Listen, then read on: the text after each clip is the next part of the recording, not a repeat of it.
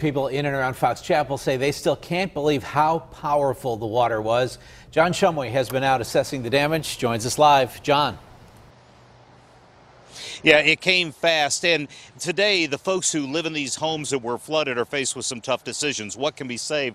I mean, you see the stuff that people can save, things like toolboxes, like a table saw, a ladder. Those things could be washed off and saved, but then look over to the right at the many things that can't be saved. The waterlogged books, the blankets, the bed, all lost in a flood that came on very quickly.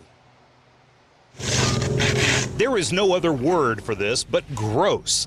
The slug of gooey mud around the Fox Chapel Racquet Club pool is a challenge for the pool's employees to clear. Oh my gosh, it's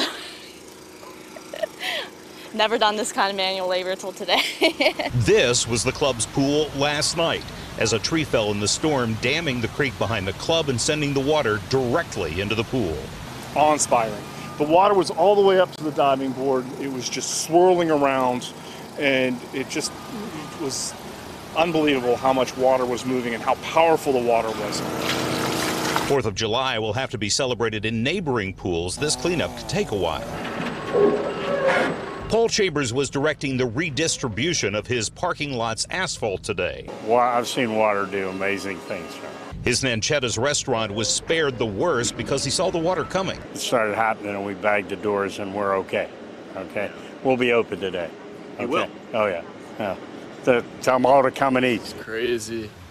We're getting flooded, man.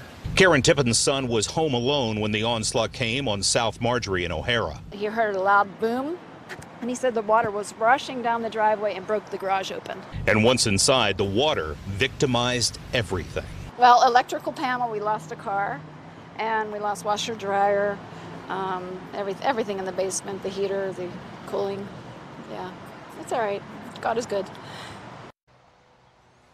And as we have seen in so many of these situations, and as I've heard from the people here today, a lot of their friends, a lot of their associates from work and neighbors are coming out to help them in this cleanup effort. Many of the folks can clean out the stuff that has been ruined and do some cleanup, but at least 3 homes here in O'Hara Township have been deemed uninhabitable. Live in O'Hara, John Shumway, KDKA-TV News.